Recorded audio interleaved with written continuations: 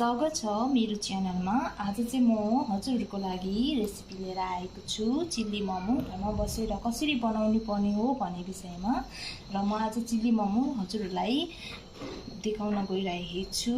र मैले यहाँ एउटा काटेको टमाटर लिइरहेको छु अनि एउटा आधा मैले काटेको प्याज लिइरहेको छु र मैले यहाँ धनिया पनि लिइरहेको छु र मैले यसमा चाहिँ पिसेको ढुटो खोर्सानीलाई पेस्ट गरिराखेको छु। र यसमा मैले मोमोलाई स्टीम गरेको मोमोलाई मैले यहाँ प्लेटमा लिइरहेको छु र मैले यसमा टमाटर सस लिइरहेको छु, यसमा सोया सस लिइरहेको छु र मैले यहाँ तेल गरम गरिरहेको छु र तेल गरम भइसकेको छ। अब यसमा म मोमो फ्राई गर्न गइरहेछु।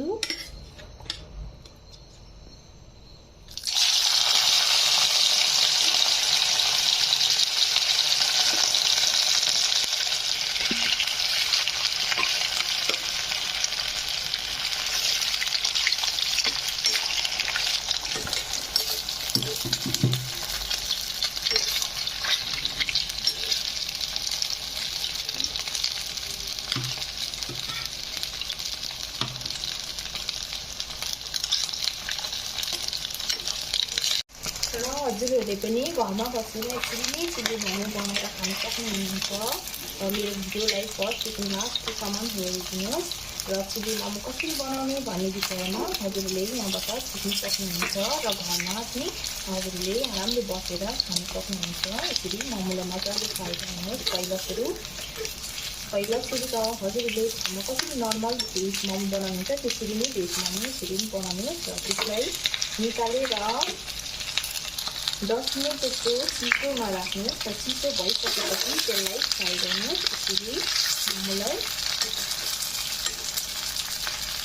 यसरी फ्राई गर्नुहोस्। मोमोलाई मजाले फ्राई गर्नुहोस् मोमोलाई।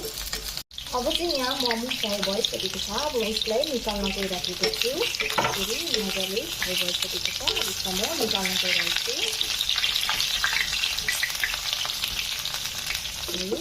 एउटा प्लेटमा निकाल्न गइरहेको छु। यसरी निकाल्दैछु म।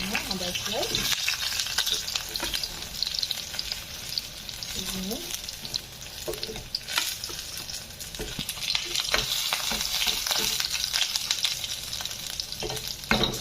र अब यसको बादमा चाहिँ यो सब निकालिसकेपछि म यही तेलमा यो जुन मोमो फ्राई गरेको तेल छ यसैमा म फेरि यो जुन कटिङ गरेको प्याज थियो काटेको प्याज यसलाई म फ्राई गर्न गइरहेको छु।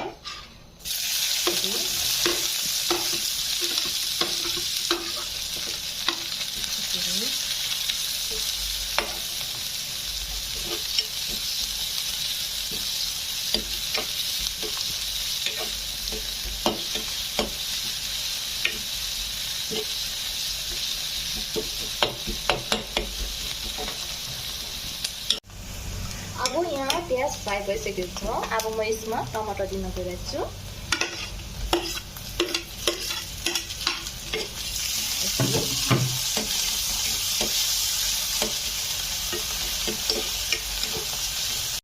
फ्राई भइसकेको छ। यसरी हल्का फ्राई भइसकेको छ। अब यसको बादमा चाहिँ म यहाँ जुन मैले पेस्ट गरेको चिल्ली पाउडर थियो त्यसलाई म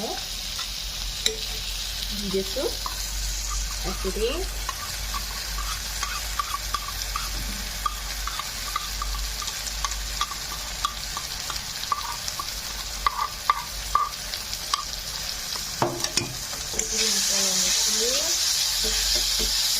यसको बादमा म अलिकति सोया सस दिन्छु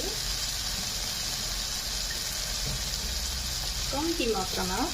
यसलाई बेसी दिनु हुँदैन, यसले फेरि कलर चेन्ज गरिदिन्छ। त्यही भएर हल्का दिन्छु। यसरी हल्का ब्राउन भइसकेको छ र यसको बादमा म अब मोमो दिन गइरहेको छु। जुन मैले फ्राई गरेको थिएँ त्यसलाई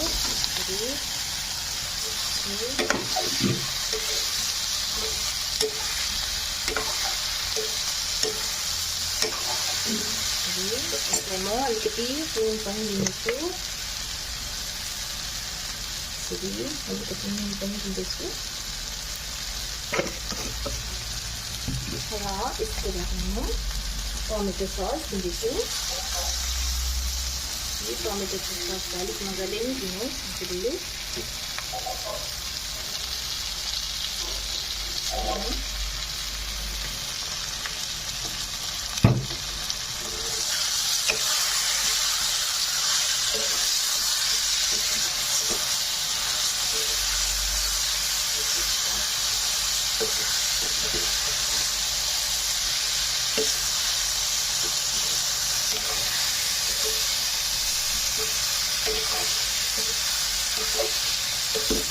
त्यसै हजुरको लागि चिल्ली मोमो रेडी भइसकेको छ र म ग्यासलाई अफ गरिदिन्छु। यसरी मोमोलाई बेसी पकाउनु पर्दैन किनकि अलरेडी यसलाई फ्राई गरेको हुन्छ, त्यसबाट यसलाई मिक्स गर्नुको लागि मात्रै मलाई गरेको हुन्छ। चिल्ली मोमो रेडी भइसकेको छ। मैले एउटा प्लेटमा निकाल्न गइरहेको छु। यसरी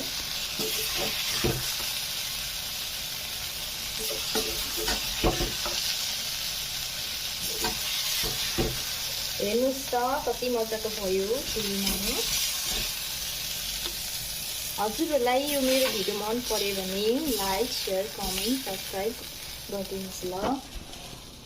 र चिल्ली मोमो रेडी भइसकेको छ र अब यसको माथि म धनियाँ दिँदैछु, काटेको जुन थियो धनियाँ त्यसलाई यसरी नै दिँदैछु र अब म यसलाई खान दिइरहेछु।